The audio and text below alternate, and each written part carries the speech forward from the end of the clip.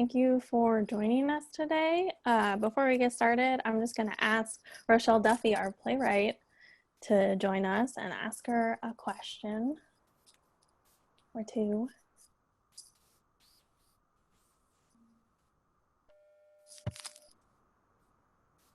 Hi, Rochelle. Hi, Amanda. So the question I wanted to ask you is, so why did you write this play? I know it's kind of about your family, but if you wanted to kind of talk about what the play means to you, that'd be great. Okay, well, I thought if we were in a real theater, everyone would get a playbill, a little program, a prologue of what the play's about. So I thought I would read that to you, and I think it'll address your question. Is that okay? Sounds great. All right. When I say Shelley, I'm speaking of myself. I'm Rochelle, but my nickname was Shelley. The name of the play is Prison is Where I Learned to Fly. Shelley, me, the fifth child of 17 children, is the only sibling to graduate from college. The drive to separate her voice from her siblings leads Shelley back to grad school in her mid-50s to earn a PhD in mythological studies. During this time, she reconnects with a younger brother, Patrick, who has been incarcerated most of his adult life.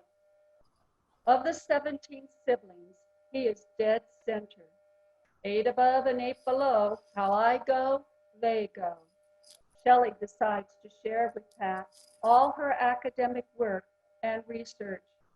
Part of her dissertation is writing a narrative for each of her siblings. This is her bibliography. Shelley feels that if she can give each sibling a voice, then she can claim her own right to have a separate voice. As she shares her work, she comes to realize that Patrick's dreams and letters from prison illustrate exactly what her studies claim. The imagination has a healing component to free the incarcerated soul.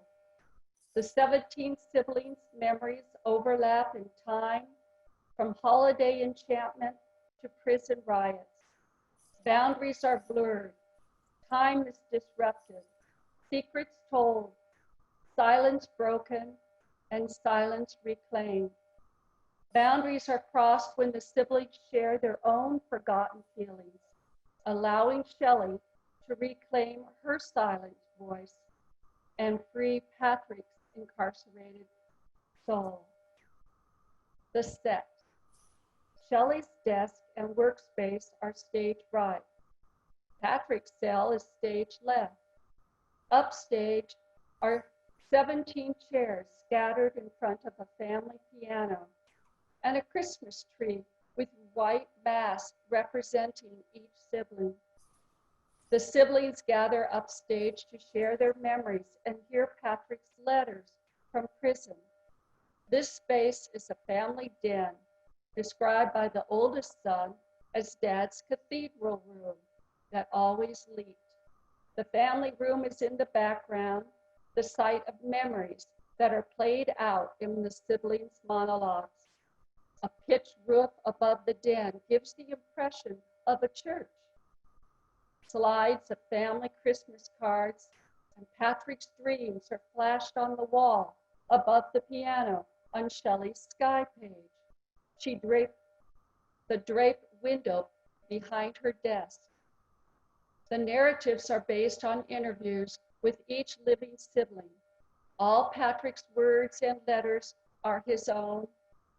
This is a true story based on actual memories and events from the 1940s to the present. I hope you enjoy the play. Thanks, Rochelle. All right, you want to kick us off? Okay.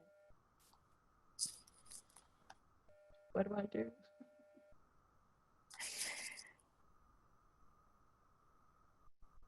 What do I do? Would you like to read did you read the At Rise?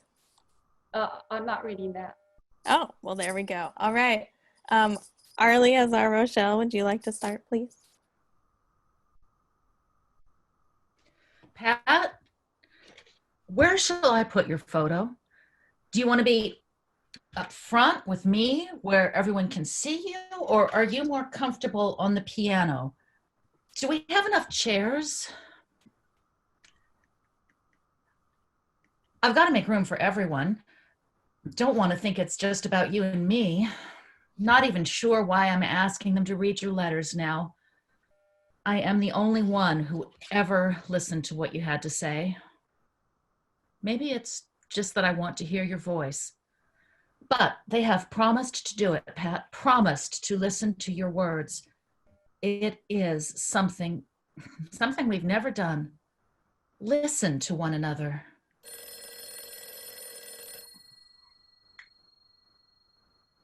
Hello? This recorded call is from an inmate at a California State Correctional Institution. If you do not wish to accept these charges, hang up right now. If you have a press dial phone and desire to receive this message from an inmate, press 5. This call and your telephone number are being recorded. This is a collect call from a California State Correctional Institution. Your call is being connected. Hi, Pat. How's it going? Sis, I just needed to hear your voice. God, I know. This is a call from a California State Correctional Institution. Why do they keep interrupting our calls? It's so hard for me to hear your voice over the interruptions. That's the way of this system. Get used to it if you're going to accept my calls. I'm still stuck at the county. I can't say much. I can only speak for a second. I'm on someone else's time. This is a call from a California State Correctional Institution. Please stop. I know. These interruptions drive me crazy. Patience, Shelley. Pat, did you get my letter? No, not yet. They like to hold back our mail. They'll do anything to keep us uptight. I'm lucky that I got to call. Be prepared. Most of these guys can't afford a call back home. It really is a nightmare here.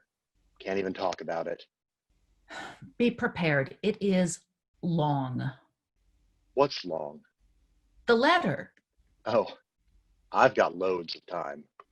This call will be terminated in 60 seconds. Pat, I got carried away. Your time is up. Shelley, thank you for the beautiful letter. I loved it. I'm not very good at writing letters. I've probably only wrote 5 letters in the last 20 years. It's hard to stay focused on anything in here. It's always lots of noise and constant movement, so I'll just write what I feel at the moment.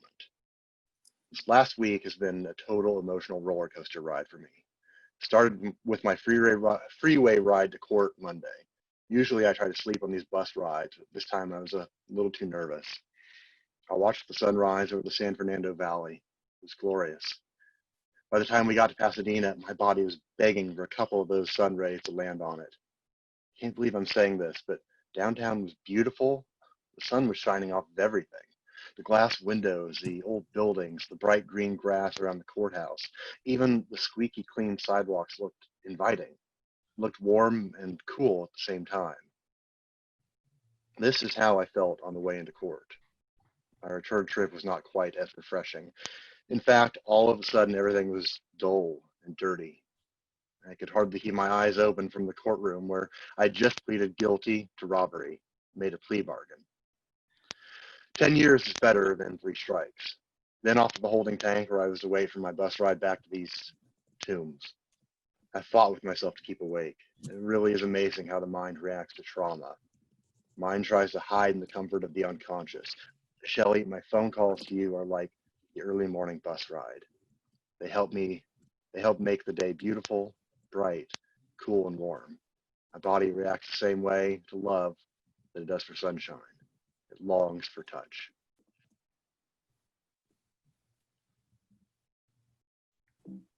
I no longer live in the house of 17 siblings, but I still carry its noise and silence.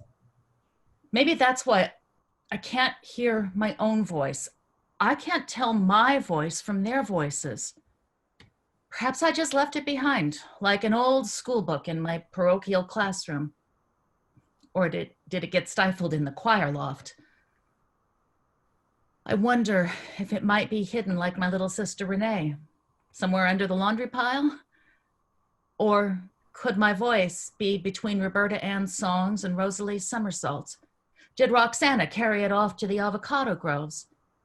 Is Rita wrapping up my voice for Christmas morning? Has it turned into a hot potato, going from Robin's hands to Raylene's, then Relinda's? Catch me if you can, once over Regina's head, now into Rhonda's mitt. Maybe it's just between these keys. Or down in the sock box? In my memory, there is a stiff nun standing in front of me, pointing with her pitch pipe in hand. Rochelle, please just mouth it. She tells me, you are off key. Please, Rochelle, just mime the words. When all I want to do is sing Alleluia. Hallelujah. Again and again. Hallelujah. I'm here. I've arrived. I am not in the choir loft. I'm here on this page, remembering my brothers and sisters. Pat, don't think this is unimportant. Scholars write that memory is more important than the details they exhibit. It says so, right here. Shelley, as I sit on my bunk and try to remember in detail one of the worst nights of my life, I find that it is impossible to write about. Pat, meaning is not just attached to the memory. Rather, it's revealed as much as made or found. Shelley, here I go, and I'll try again. I left our house late one night with Father Buckley in his car. Right away, I knew that something was wrong or mighty strange. He stopped the car, and I still, to this day, can smell wine on his breath. I remember him telling me that God loved me, and so did he. Is it true? We only store in memory images of value. Pat, what do you remember? Why go there? Why even dig it up? What do I remember? Well, I would like to say, I mean to say that the first thing that pops into my mind is probably not the real answer. When I am mostly me is when I'm laughing. Speaking back from then, I don't think I give it a lot of thought. What was it like for me to for being part of that family? I didn't give it a lot of value. I mean, I didn't really look at it. In fact, why go there? Why even dig it up? I try to move on, forget about it, offer it up, whatever, let it go. Offer it up to God or do whatever it takes. Yeah, I'm not thinking of no problems. What do you want me to tell you? The past is the past, and it's history. I don't want to know history. I never wanted to take history classes in my life, because it doesn't partake in me. If you sit there and dwell on yesterday, then you'll never move forward. I guess that's the only way I do my thinking. I don't think of the negative things, because that would drive me nuts. I get along in life easier that way, by going in that direction. I tell myself that I don't want to go down. I'm always looking up. Always and never looking back. Never looking back. But I'm always looking back. Dear Aunt Winnie, please, I'll do anything. I'll sort the laundry. I'll go to daily mass. Please let me come and live with you. It's the laundry that pulls me down. I am so stuck in clothes that I cannot separate their forms. Each piece clings to the next, and there is no breathing room. I am in the midst of a laundry pile, and I do not know how to get out of it. I find it so overwhelming that I completely freeze. Sorting through the laundry is far more complicated than one might think. How do I know which brassiere belongs to which breast? Roberta's Rosalie's, Regina's, Rochelle's, Rita's, Robin's, Renee's. The rest are too young, though I know their time will come to wear a bra, just as the day will arrive when they too have to fold the laundry, have to sort the present from the past. Now, my education begins with learning to fold the laundry. Each time I face a blank page, I don't see the whiteness of the page. Rather, I see the insurmountable hill of the laundry. The words stuck in my mind are the clothes, clinging to the edges of the couch, simply waiting for someone to arrange them in neat piles. Someone needs to sort through this mess and make sense of it. But, of course, I was just a child, and I did not feel comfortable, did not feel right touching my sister's panties, let alone my dad's dirty underwear. Words like laundry became synonymous with sin, and for some unimaginable reason, I decided that this is not the proper job for me. I couldn't sort out the laundry because I didn't know where to put it. I didn't know how to identify what belongs with whom. Which words match which panties? Whose socks are these? Shit, I don't know. And this is just plain awkward, me telling anyone what it was like. I have a tough time communicating. Usually, I don't initiate communication with anyone. Don't even like talking on the phone that much. That's just me. Probably what we were lacking, the I, because there wasn't much of an I. And you know, I just don't think there was a chance for I to shine in. Except Dad did push sports on us. Can't talk about 1617 2nd Street without talking sports. Sports were everywhere in our house, and it didn't stop here. We took it out into the streets. I was famous for not being seen, and I don't think that you could catch me. At least not back then, when I was the fastest and the quickest kid. It's as simple as that. Everyone would be out on the street looking for me, and I would even risk missing dinner just to experience the thrill of staying on top of that tree while others were screaming for me. Come on in. Dinner is ready. Hide and seek is over.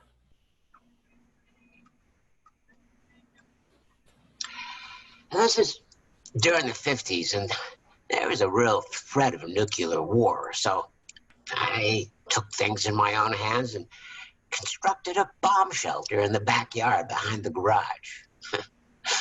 Nobody found out until Patrick got fingered for stealing from the local donut shop. That's when I happened to be building my bomb shelter all by myself without anyone's knowledge. And it ended up being a great fort. Good place to hide Pat's loot. I didn't know he did it until he showed up with all that stuff. Finally, when Dad found out, they wanted to know where the cigarettes and candy stuff was. You know, there weren't any donuts left. I told Dad it was in the bomb shelter. What bomb shelter? And we uncovered it.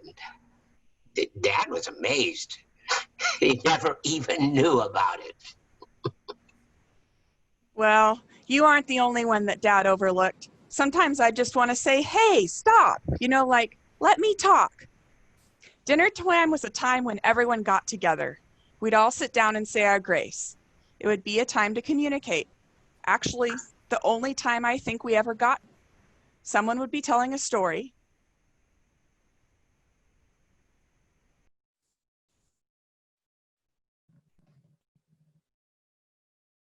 Today, I saw Monsignor D downtown, and I asked him, God, why aren't you in church? And he asked me, You said what? Pass the butter. And someone would butt in, and someone else would butt in. I am not going to eat this tuna. And so the person that was telling the story could never explain themselves, could never really articulate it. So then they would talk louder over that other person that would be butting in. You have to. It's Friday. There's nothing else. So there was never like any kind of conversation. You know, everyone would be talking, never a peaceful moment. You know what I'm saying? Someone would always be talking. I don't think everyone talked. I think more of the people that were outgoing and obnoxious talked. Me, I talked, but I never really talked to my father. Shelley, it's the middle of the night and I just woke up from another weird dream of a green devil. It was huge, covered the whole dead on 2nd Street, 2 curved horns, and I got scared the shit out of me. He talked to me and told me that someday I was going to be his. You know, once you told me that everyone needs to be held, touched, loved. You're right, but not by a devil. Pat, sometimes I reread your letters late at night and think that I no longer need to dream since you are giving me such powerful images to think about. But I'm not sure who is taking the greatest risk of looking into the dark. I find listening to our brothers and sisters more difficult than I expected. Like your dreams, their memories keep floating into space, taking me want to go. What was it like for me? I don't think about it except for my dreams. My philosophy is if you can't do anything about it, why dwell on it? It always seemed natural to me not to question that which I can't change. Never dwelled on what I couldn't control, but now you want me to reconsider? To remember all my thoughts? I'm not sure I can, since, you see, I'm the family secret keeper. I hold dark yet fragile mysteries within my body. Not for me, but for them. This has always been part of my job, and it is a very important one. You mustn't think it insignificant or trivial, because secret keeping keeps me. I kept a lot of secrets for Patrick. He was my best friend growing up. It was a great adventure following Pat around. He never dared the high wires like Michael. Preferred to go down deep into the manholes that were at the end of the block. Sometimes we would crawl into the dark caves and just hide away from all the commotion up above. It was a great escape until rattlesnakes woke us up.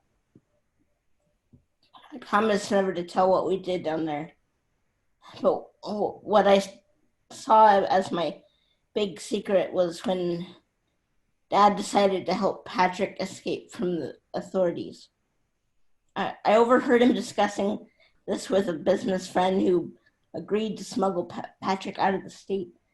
I heard Dad say, "Why not? He's just a kid." No one was to know. It wasn't discussed. It was a hush-hush sort of thing, but I overheard their plans. I never discussed it with anyone. I've always been good at keeping our family secrets. Shelley, songs can cause hurt. They can wake emotions that have been waiting patiently to erupt. I can suppress these emotions most of the time. There's all kinds of chaos during the day, and I have no trouble masking feelings. The late night when all is quiet or a radio might be low, the battle begins. A song on the radio, a word in a book, a picture in a magazine, and boom, my gut hurts. That's what I call doing time. Something that I've been doing for a long time. Doesn't matter where I'm at. On the streets, I get high and drunk to mask these feelings. It's no wonder that I'm an emotional wreck at times. Here in jail, I am careful of what I read and watch, mostly of what I talk about. Pat, you're a gifted closet poet.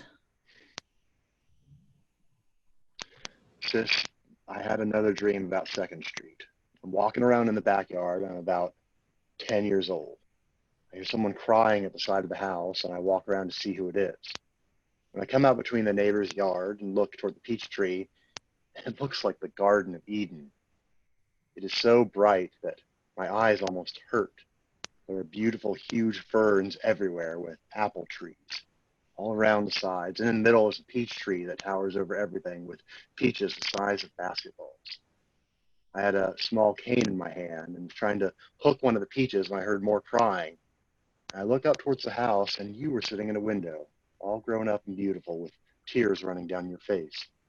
I asked you what was wrong, and you told me that no one would marry you. I told you that I would, and you explained to me that I was your brother and that brothers could not marry sisters. I said, okay, that I'm still going to pick you a peach. I jumped up and hooked a huge peach with my cane. I gave it to you, and you took a bite and then spit it out and said it tasted like paper. I started to cry, then boom, I woke myself up. But my reading tells me that there is a promise in writing, a promise that if I wing with it, writing will put me into flight. Yes, I must stay on writing, stay writing on. But Pat, is it true that it's more natural for me to turn around and look the other way, off this page? It is true, but I must stay on writing. Keep writing. I have to keep on writing, but I'm constantly distracted by Mom's voice. Here, would you run this to the closet? And please turn off that damn radio. Quick, get your brother's hand out of that drawer. Someone help. God, I wish your father would get home before I go crazy. Close that cupboard.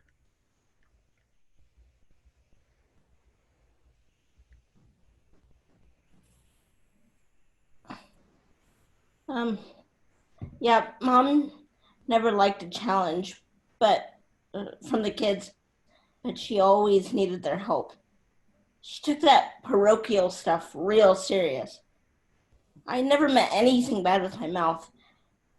I just got good with the cracks. I blame my brothers for that. The problem for me is that I keep it all inside like they do. Then it comes out at the wrong time. Or I challenge under my breath, kind of like Shelly. Rubs like a fart after dinner or a burp during Mass. Once, Mom came after me with a knife. She was ironing in the kitchen. We had this galley type of kitchen, long and drawn out in a child's eyes. An ironing board was set up next to the kitchen counter where a set of knives rested. I can't remember what it is that I said. All I recall is in a flash, Mom came at me with a knife. She screamed that she wished I'd never been born. That was a really unusual day. And it wasn't like the ordinary times. I mean, most of the time I get along with everyone, and so did Mom. But by simply going along with what was in place, if it's going to make waves, I don't say anything, and neither does Mom. Well, I think Mom already knew that she had so many children she didn't know what to do. But of course, Mom didn't tell anyone. She kept her secrets like she kept her gifts, hidden under the Christmas tree. And as the years pass on, Christmas cards keep coming.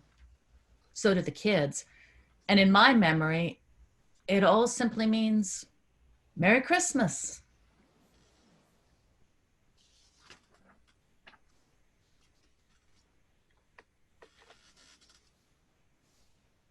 Can't even say that I knew all my siblings. Last one that I can remember, I think, was Pat, and he was a little goofy. I do know that my job was to set a good example for the youngest ones, but I just don't think it worked on Pat. When he was playing ball, they'd have to stop the game because Patrick had jumped the back center field throwing rocks at cats. He'd hide something, and you could stand there, watch him do it, and he'd say, "I never did it, but you saw him doing it." That's why I'd watch him. He played Little League the day Don Drysdale hit a home run as a pitcher. But my God, I used to think I was the world's worst person. I'd be sinning every day. Whatever the nun said, I sinned. I wasn't the greatest student in the world. I was proud of my missal because it had my name in gold. But I don't recall a regular book, except Dante. Mother had it out of the garage and I found it. I loved looking in it. I don't know if I ever read it. Sure looked at the pictures that had naked girls in it. So, see, I had to go to confession so Father would wipe the slate clean. I would talk a little slower, and the priest would always say, "Bob, speak up." Well, he was looking right at you, right through the screen. Get a whole rosary to do. Confession gives you a sense of freedom because you can start all over again. You can still hear my buddies saying, "Come on, let's go." And I would say, "Hey, man, give me some time. I'm working on a rosary."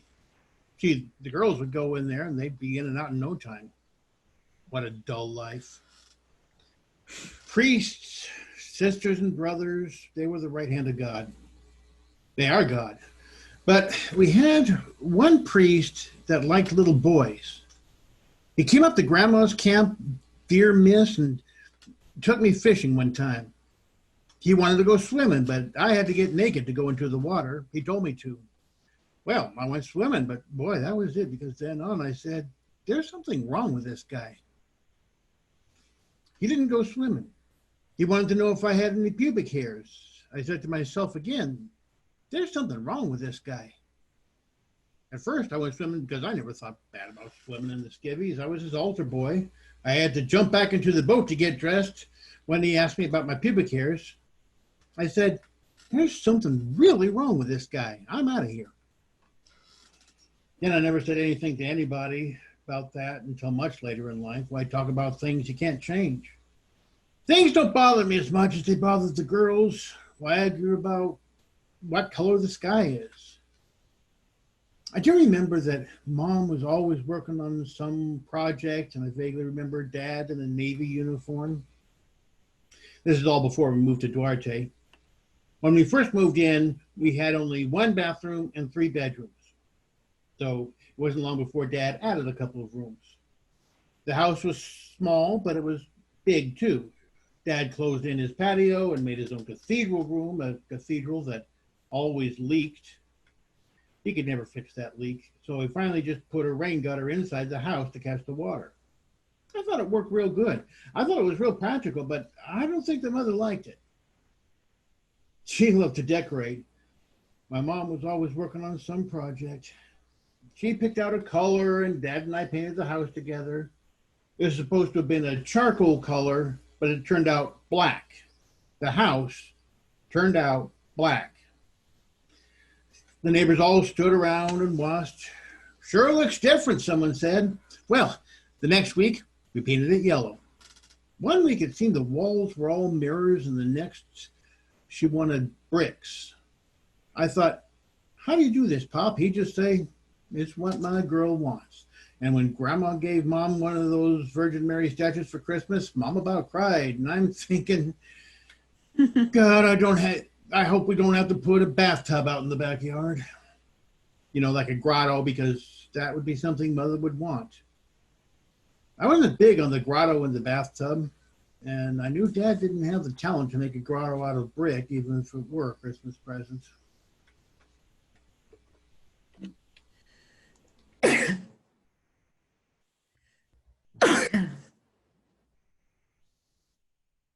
As a family, we always had the best holidays. We never would have thought of having any kind of party without inviting all of our aunts and uncles and grandparents. We wouldn't think it was awkward like some of them do now to have to sit there and talk to Grandpa. So what that he doesn't talk back? It was just a natural kind of thing for us. We had the priest, the nuns, the family, the neighbors. Everyone came to our house just to feel the spirit of Christmas. Shelley, it's count time, and listen to what I hear. Sit down and shut up, assholes. Hey, Nappy, yeah, you get your ass down here by the balls. Sit on the floor. He was sleeping when they called count. The devils The prison guards got them all scared. I used to be, but not anymore. I've heard and seen this before. It's for the young ones, the dumb ones, the new faces. They're the ones that they're after. I see fear and hate in most everyone's eyes during the confrontations with the devils. Usually, it's off to the hole or stand with your nose on a wall, the unlucky one that hasn't learned to keep his mouth shut and never look the devil in the eyes. It's job security to breed hate, confusion, fear. It's a game they play well. I also see hate in the devil's eyes. What is he scared of? Where do they come from? They all try to get me to play. I won't. I finally got some reading glasses one Christmas morning. I left them on top of my head when picking up my breakfast tray. The devil grabs them and breaks them in half. He says, "Oops, I guess you won't need these," and throws them in the trash. I smile and say, "Merry Christmas." Merry Christmas. Merry Christmas. Merry Christmas. Merry Christmas. Merry Christmas. In some strange way, when I'm sitting here in front of the others, I feel like a child waiting for the excitement of Christmas to begin. It must be the built-up pressure to stay in line, or is it my mother's pinch in that child's arm? Maybe a surprise is waiting for me, like a new baby doll hidden under the Christmas tree that I too can hug, caress, and squeeze to death whenever I feel threatened. We always started our Christmas nights in a long line out in the hall in our pajamas, slowly snaking our way through the middle bedroom, stopping at our parents' back bedroom, the one that Dad added on, before we get to enter the family den, all together singing Jingle Bells, and then finally, Silent Night. This is where everyone joins in. Just when we think that we're ready to enter, something always goes wrong. Someone starts crying, and then several of the little ones need changing out of their peed PJs. Pinky makes sure that we get dressed in our new Christmas pajamas before Mom and Dad's wake-up call. They have been wrapping gifts all night to go under the tree. Roberta Ann keeps us in line, but our wait seems like an eternity, like right now, here at this prison, waiting to go inside and find my brother. I too am excited and anxious. My boundaries seem to blur, and I can't tell which line is for me. Which line will get me through the locked doors? My niece was behind locked doors, and she tried suicide. I'm confused. I'm forgetting where I'm at. Why am I here? Is this the right door? I begin to doubt and wonder, what time is it? Will I ever get to the front of this line?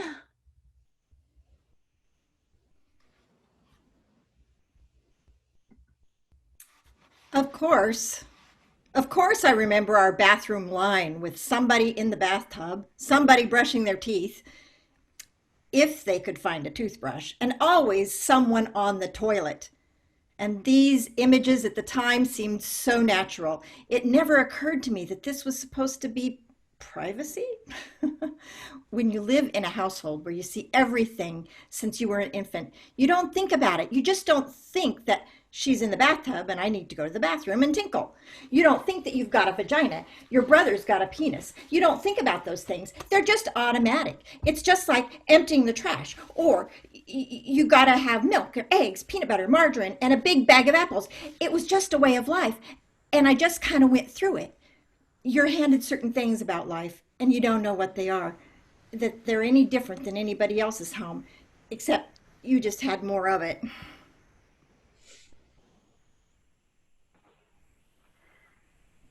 Maybe because I followed Patrick, my life is a little calmer.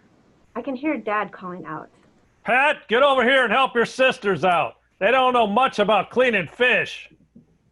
That is so true. I used to feel sorry for my friends who only had 1 or 2 siblings. Who cleans the fish? I can't even imagine such a small family. Seems like it would be real lonely, just a handful. Yet getting off by myself was a real treat. I do remember that. Why, I used to go hide in a closet literally close the door behind me, and just rest inside for hours on top of a pile of clothes. The first thing I can remember, the fire in the clothes closet. I'm not sure which appealed to me the most, the flame or the closet. I have been known to hide away in closets for hours. I don't recall who I was with, but I do remember putting a piece of paper into the heater. The flame erupted so fast that I immediately let go of it. Later, I heard one of my older sister's crinolines burst into flames. Mom carried me out. Well, Mom taught me that you could always get what you wanted. After all, you could save for it, like our first TV. And my great aunts had shown me that one can live simply and, well, at the same time, as long as our home was neat and tidy. That was the part that really confused me. Things kept getting more complicated and congested as the babies arrived.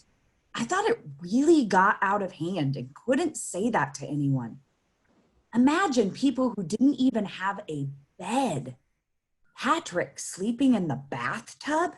I mean, taking a bath in the middle of the night so he could stay warm? Get warm?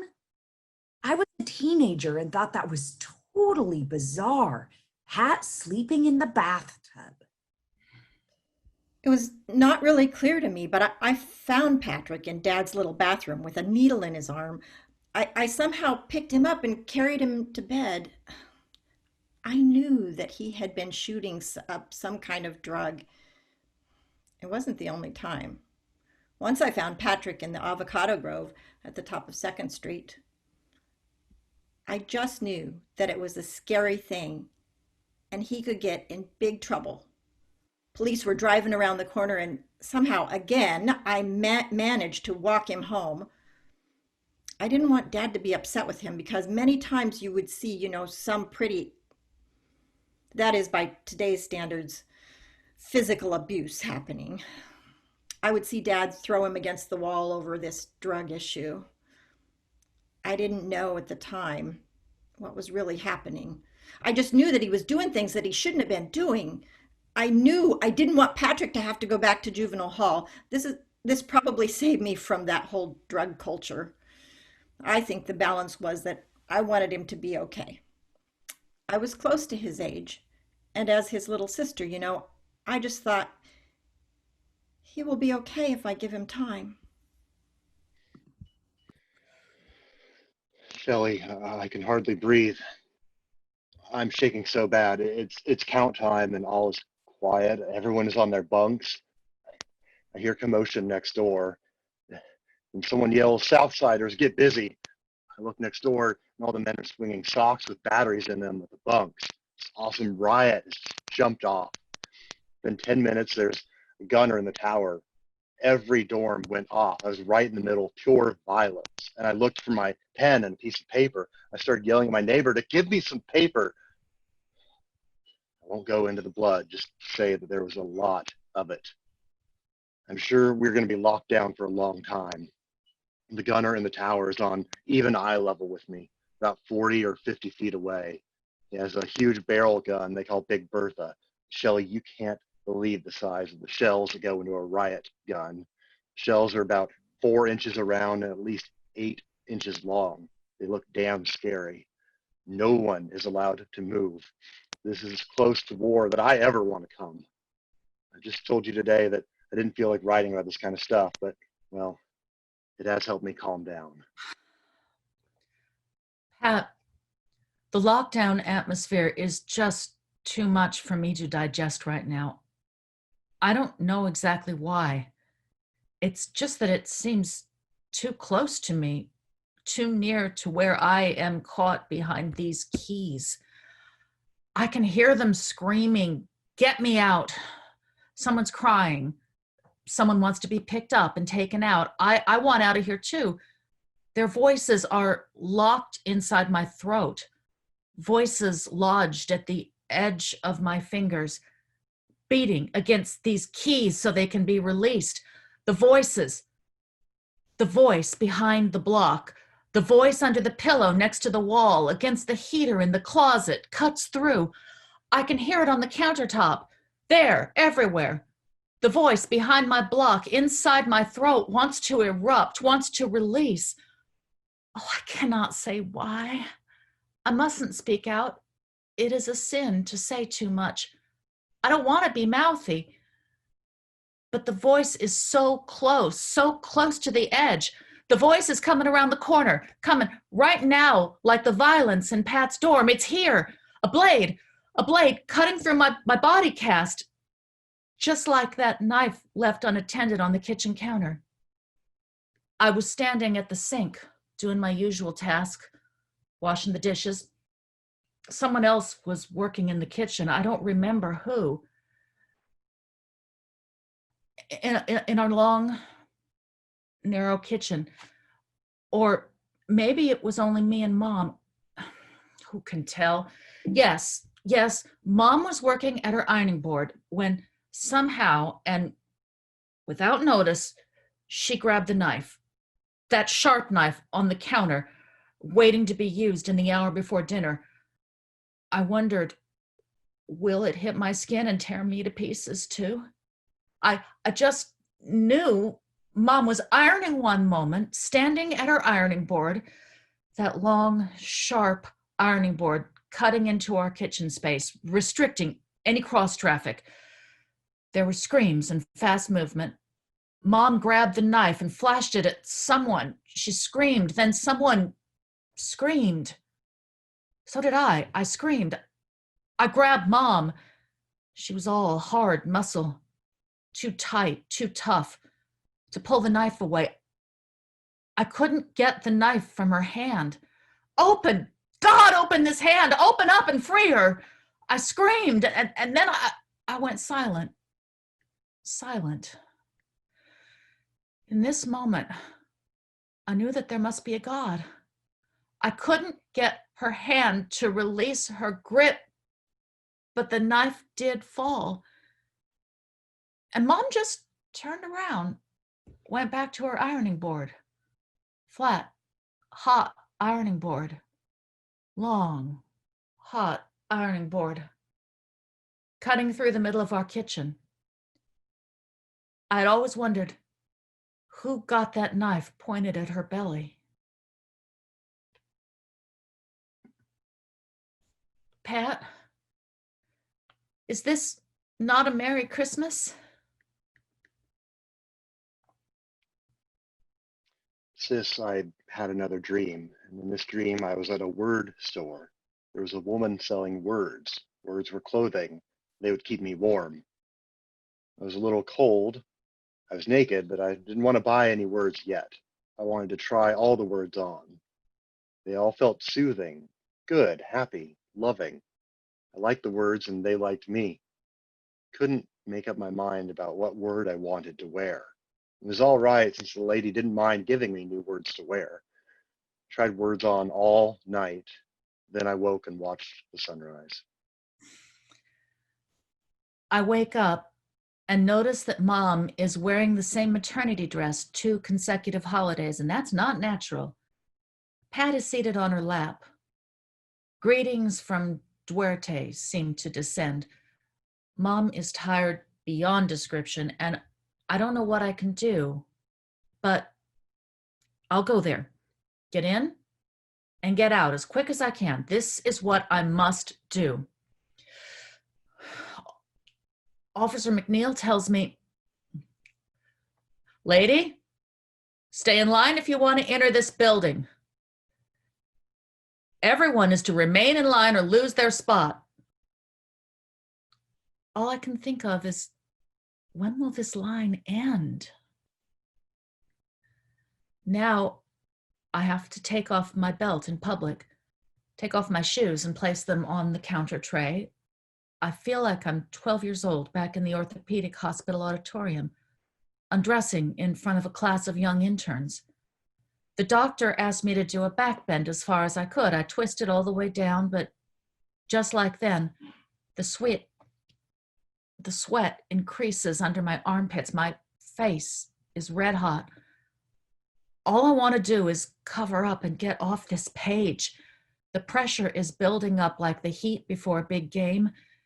Patience is not gone, only hidden in someone's undergarment or on a kid's shoulder after his mother pinches her long fingernails into his soft baby skin.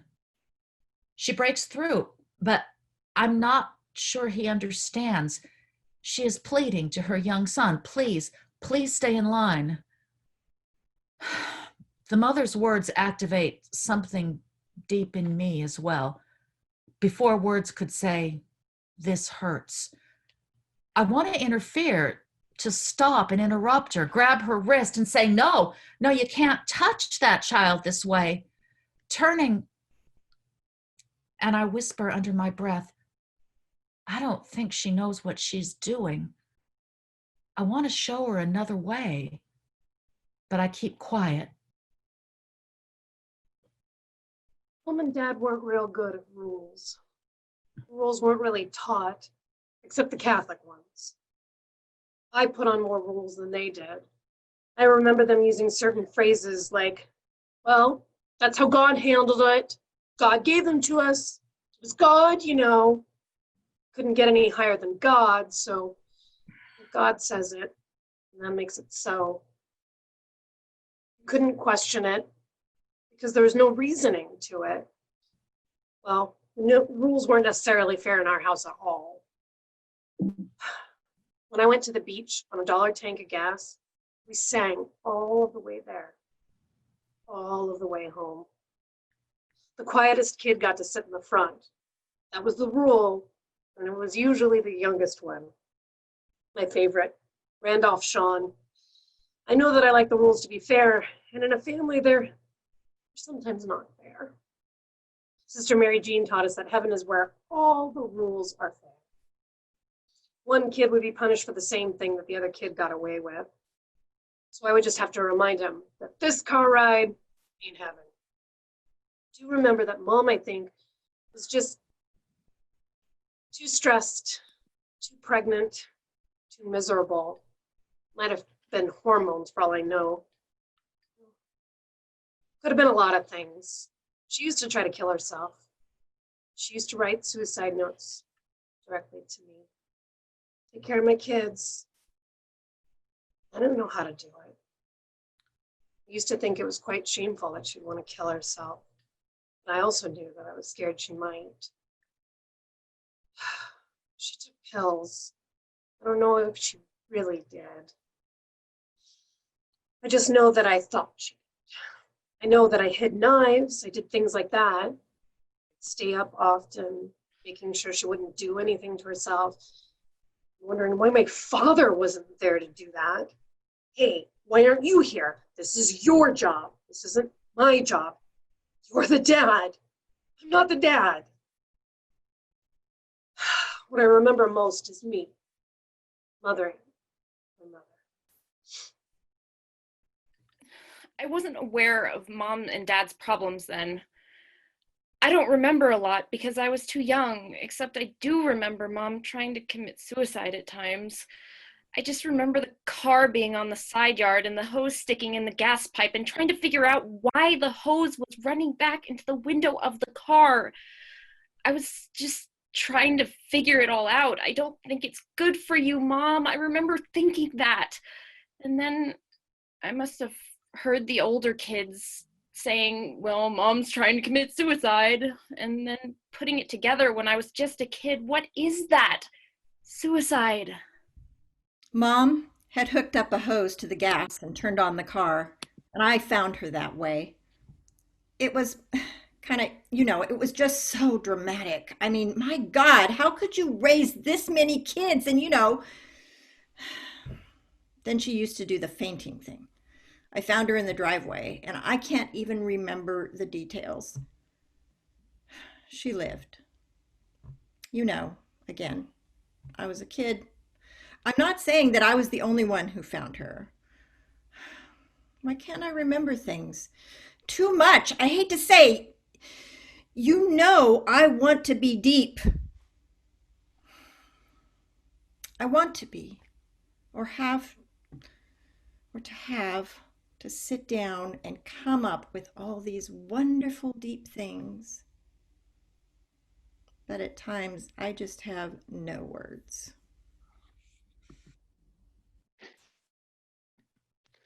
Shelley, I can't imagine you speechless. No one can. Even if you don't want to talk, if you feel tongue-tied, you still find a way to use your voice. You have to.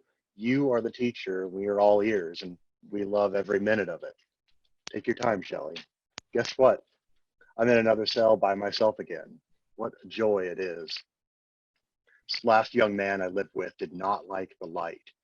He covered the windows up and sat in the dark for days. Drove me crazy. I'm doing great now, though. Sis, if there's any way I can help you with your last narrative, let me know. There's a little scratch in the paint on my outside window. Our windows are painted over, so we can't see the outside world. I love my little scratch in the window. I can watch the sun come up through it. Months of living without a scratch to look through can make you mad. I see it in some of these men's eyes. I hear it late at night. They can't get to me. I have you. You have been a big scratch in my window. Pat's at the piano center stage, probably doing what he was born to do, keeping the family together through collective song, or is it collective memory?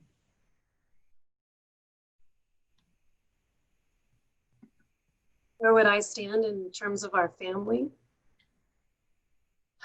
Things are just the way you are. You mustn't question them. We learned that at home and at school. It just is what it is. God made it that way.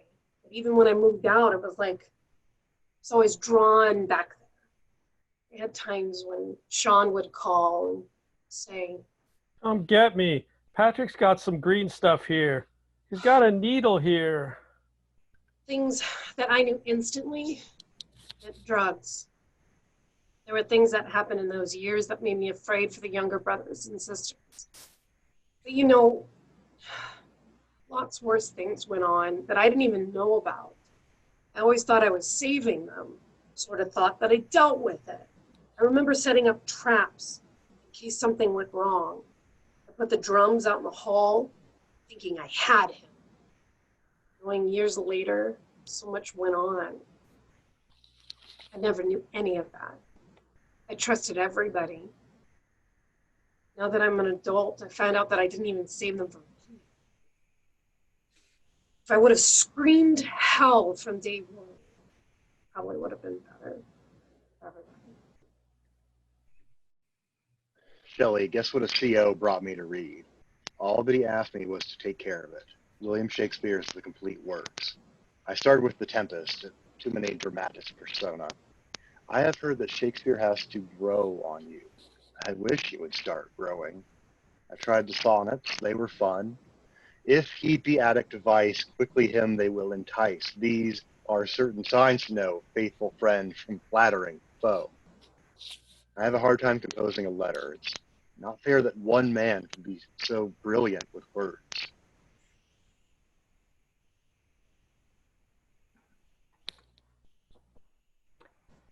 I do think that our older brother got stuck with don't show your emotions more than our younger ones.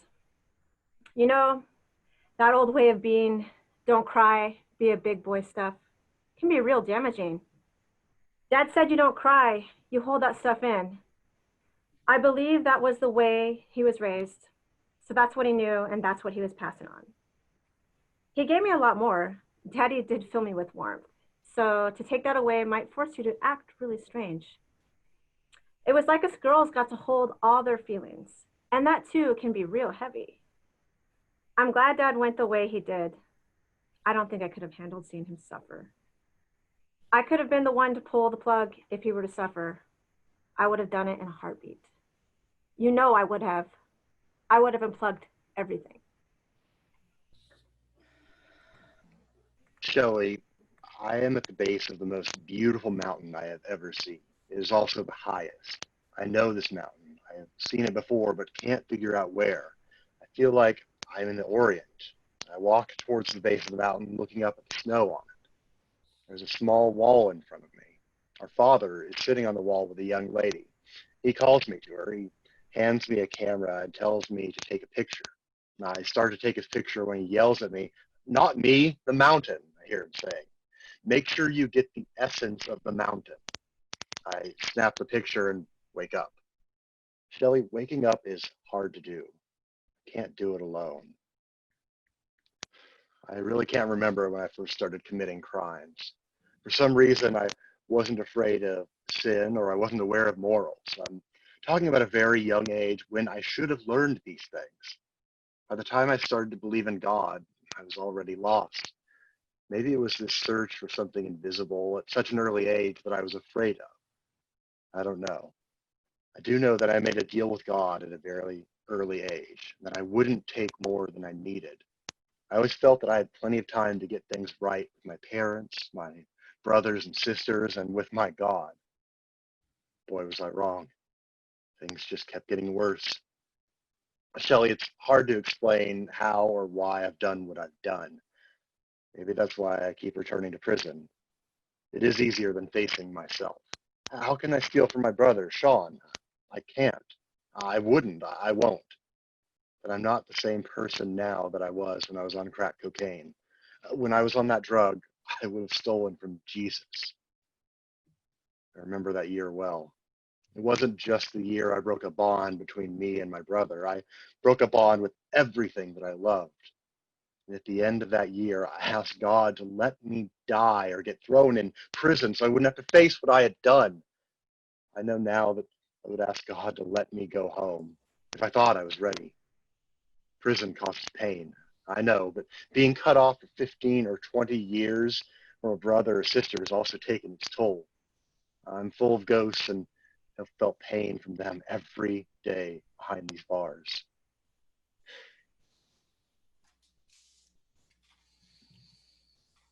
How does the ghost of a mother communicate to her child? How can I be there to change things around when, supposedly, I am no more than violent smudges across your canvas page? A can, a cigarette, a wavy, untamed head of hair with piercing eyes looking to the other side, wondering,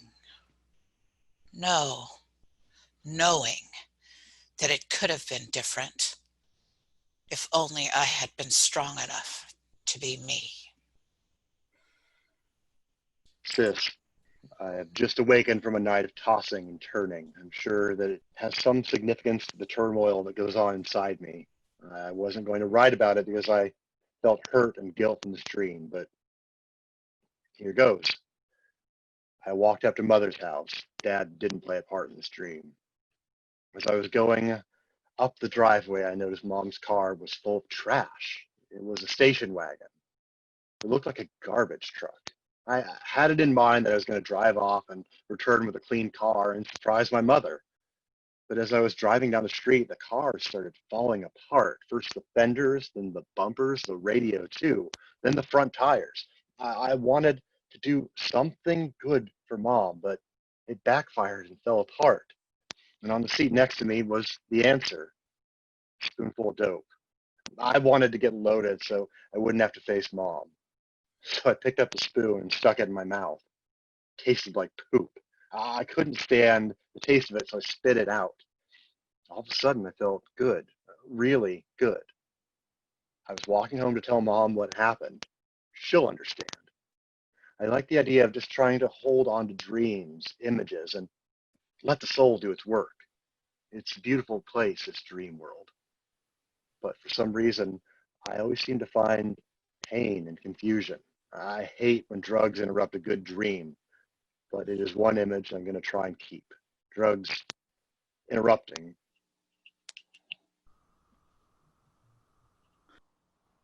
When do I feel I am the most me? I don't understand the question. That's a trick question, isn't it? I mean, do you pretend to be someone else most of the time or what? All of the time I was me, wasn't anybody else. Didn't feel like anybody else. Tell me what to do. Ain't right to do with me, because I wouldn't listen. Why did I have to? I was known for that. Sorry, give me a sec. I was known for that. I'm real good at talking back to others.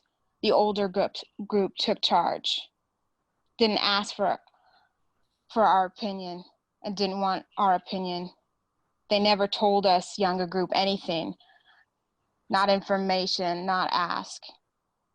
But when I was younger, I'd just blurt out to anybody, and be real sarcastic to them. I'd love to tell them how I think. It's my right. It's how I fit into the family. It's how I fit in here, being outspoken. I'd scream out loud. I used to do that. No one could stop me. Dad would call me his little loudmouth daughter, and I would say, just like you, Dad. They used to shut him up.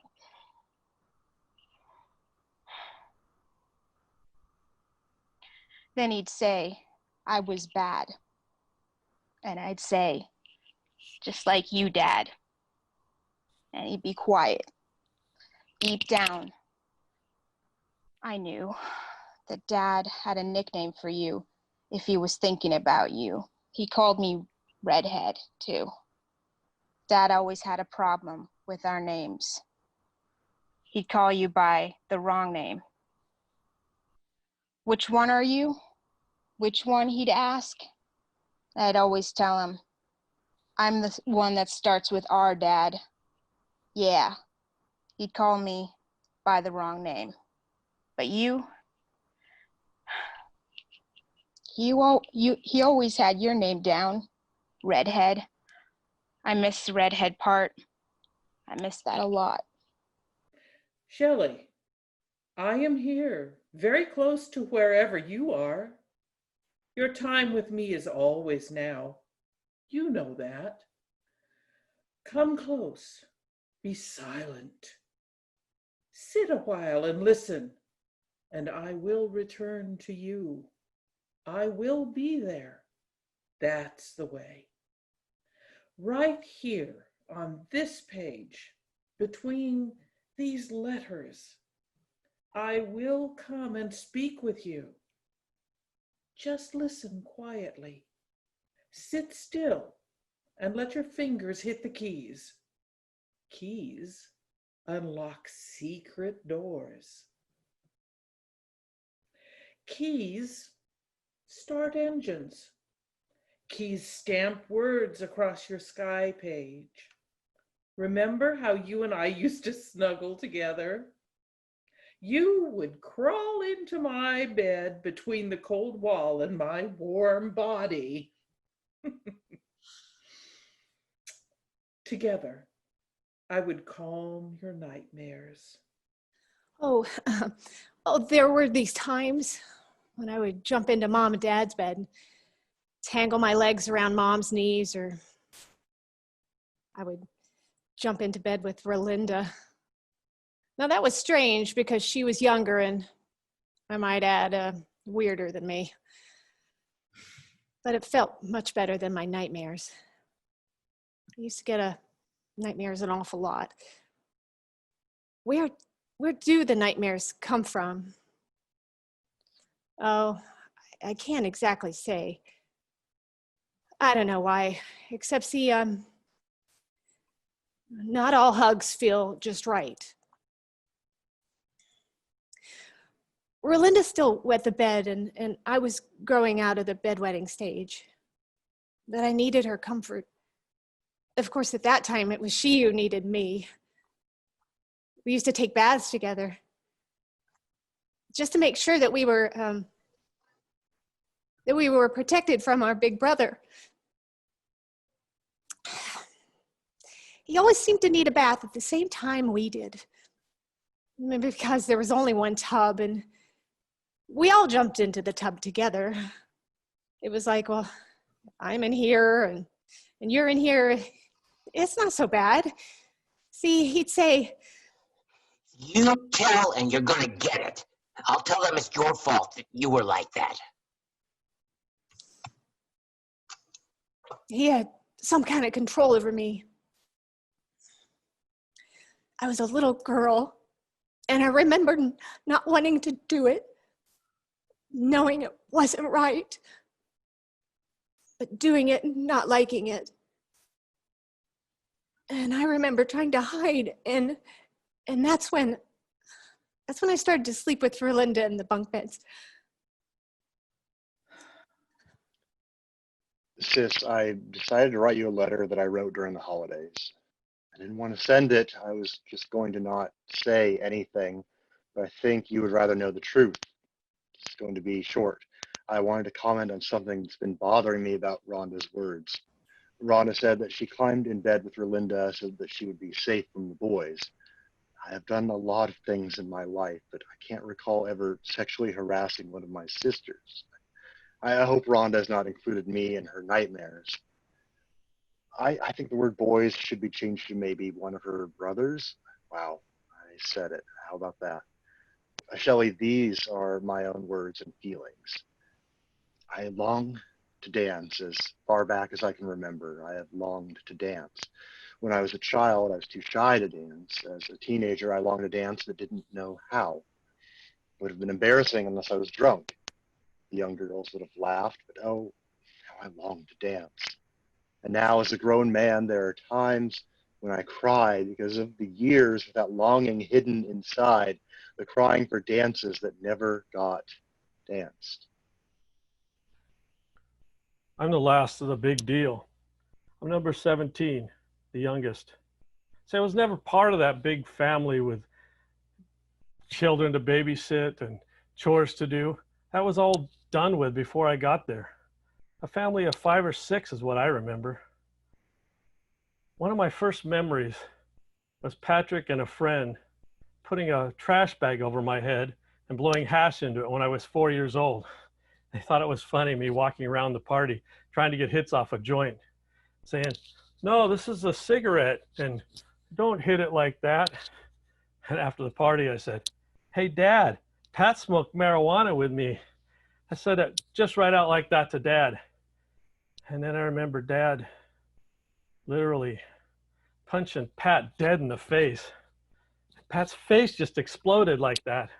His nose went right to blood. And he looked at me like, "This is your fault.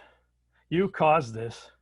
And I remember thinking, oh, I am the one that caused that. I am the one that told on Pat. I should have kept my mouth shut. Dad doesn't like me any better, and Pat just hates me now. And I never did that ever again. I never told on anybody. I saw Dad just cry out. I saw Patrick crying too.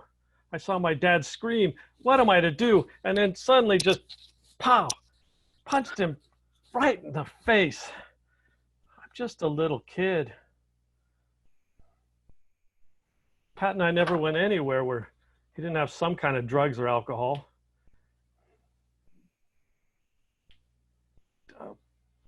Even before I realized what the term black sheep meant, before I was 7 years old, I knew that's exactly the way I'm not supposed to act. So I think maybe I have some sort of ability to brush things off, because how else am I supposed to live a normal life when all this turmoil around me? Now I know when someone goes to their family's house and steals stuff, they ain't happy. They ain't doing it in the right state of mind. They ain't feeling love. But man, when I know he's sober, when I know he's just out of jail, and in 2 weeks, there's a speed lab in my mom's house, I ain't got no more love for my brother. I wanted to kill Pat. I just thought, wow, did it come to this? Did our family come to this? He put a speed lab in my mom's home. Someone doesn't put this guy in jail, I will kill him. I'm not bullshitting. I'm just going to end it for everyone, and that would be it. Where's Pat? Oh, who knows? He probably OD'd somewhere. Nobody knows where he is. Nobody heard from him again. We've suffered enough from this son of a bitch. Nobody knows whose fault it is, and it's my responsibility to end it. When he comes out of the house, I'm grabbing my scout.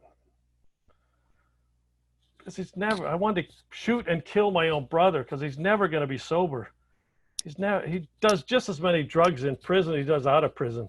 And the second he gets out, he gets hooked back on drugs and does something to mom. Steals her gold, steals her whatever she wants. I just had to end it for her. I never told anybody. I just followed him around. I hunted him down. I knew right where his junkie friends lived. I hung out. But I went down. He went back to prison, back to jail. That's why I quit. But for a month, I was literally on a mission to kill my own brother.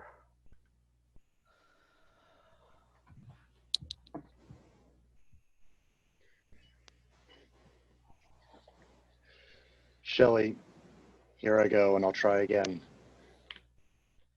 After Father Buckley stopped the car, he stuck his tongue in my mouth and started kissing me. It was repulsive, confusing, and at the same time exciting. He asked me to lie down on the seat of the car and my head in his lap. I knew that something weird or even wrong was happening, but for some reason believed what he was telling me, that our God the Father, who art in heaven, wanted this to happen. He told me to keep my eyes closed as he rubbed my head and explained to me that he loved me. I tried to be still and just enjoy the ride and attention when all of a sudden I felt his arm on my head holding me tight against his lap. I squirmed away and looked across the seat, feeling that something was wrong, and there was. Father Buckley was masturbating. I tried not to look at Father Buckley as he stroked himself. He told me to lie back down. I closed my eyes in shock and I lay down with my head towards the door. I can't go into details about the way I felt at the time. I knew that what I saw was wrong, but was raised to believe that a priest could do no wrong. He could forgive sin, someone that, in fact, the only one I could tell my innermost secrets to. I didn't dare open my eyes until the car stopped and parked. I was told not to talk until we were inside the room we were going to sleep in. I remember going in a back door and being rushed down a dark hallway to a room with one bed and a bathroom. Sis, I really don't want to go into detail about what went on in that room. I will say that I ended up locking myself in the bathroom for the night. In the morning, Father Buckley drove me to meet Dad somewhere. I tried to explain to Dad what happened. He didn't believe what I was saying. That very morning, he drove me to the Los Angeles Juvenile Hall and left me there. Pat, you know that I believe you. It's good that you found these words. I have none to undo what has happened to you, except to say that I'm so sorry. I wish I could be there with you. For now, just know that I promise to hold your pain and that you are no longer alone. Father Buckley went after Bobby, too. He picked Bobby up at Camp Dear Miss, took him swimming, told him to get naked and dive in the lake. Bobby did this without thinking anything was wrong until the priest asked him if he had any pubic hairs. Immediately, Bobby recognized that he was a weirdo, so he jumped out of the boat and screamed, "Father, I know a shortcut home." From what I have learned, Father Buckley went after Mike one Christmas Eve as well. Asked him what his goals were, and Mike said, "Father, I have no goals, only responsibilities." Father gave him a big kiss on his lips, and Mike took off. That very night, his wife gave birth to his first child. Father Buckley just moved on down the family until he found a boy young enough to intimidate and abuse. Unfortunately, that was you, Pat. I am glad you have dreams where you can kick your legs and just fly away. I love you. Stay strong. Shelley, sometimes I just want to shut my door and hide behind these walls. Right now, I feel like going outside to play. It's Saturday morning and the birds are chirping, so I thought I would join them. How can you even think of excusing him? You hurt Mom too much. Crack hurts everyone. I don't care what he wrote. Oh, Shelley, you must have written this. I can't believe this. God, this is good. You mean he's getting out? No room for me, but you'll make room for Pat? There's room for everyone. Yeah, all of us. Pat, he seems so articulate with his words. I mean, did he really do this? From there? How can that be?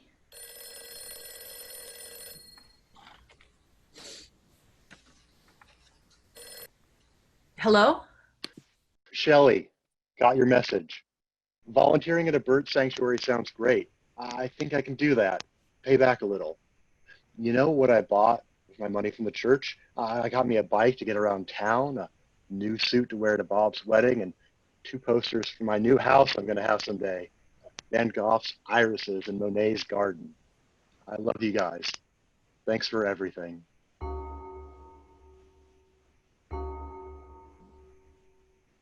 You're welcome. I love you too. Ronald Patrick died that very night of a heart attack. He had been on the outside for only 1 week. Here is the final dream that Pat shared with me. I was in the day room of my dorm talking to an old man. He told me to look at the baby seagull sitting on a metal rafter. I looked up and saw a small bird stand up on wobbly legs and flex his wings. I knew instantly that it was a baby girl bird. I started talking to it like you would talk to a child taking its first steps. Words like, "Come on, darling. Here, sweetie, you can trust me. I will catch you." I felt like she could understand me, and she did. She was growing right before my eyes, her wings spread out, and then she held her long neck over the rafter, looked me in the eye, and took her first leap into the air. She was magnificent. She turned bright blue, glided almost into my arms, and then took a couple flaps with her wings. She sailed across the day room. She landed in front of the TV and instantly turned into a little girl. I ran up to her. I wanted to play with her, talk to her, hold her. We talked for a moment. She looked up at the TV and told me she would rather read a book. I raced to my locker and returned with 4 books. I handed them to her and she took off running across the floor, leapt into the air, and turned back into the most beautiful blue bird I had ever seen. She flew back to her perch on the rafter with the books hanging from her feet. Then a couple of men started clowning me for paying so much attention to a little girl. I just ignored them. I knew they would not understand. It was count time, and I had to get on my bunk. I lay down and then woke up feeling lucky, happy. I even thanked God for letting me witness a birth. Pretty cool, huh?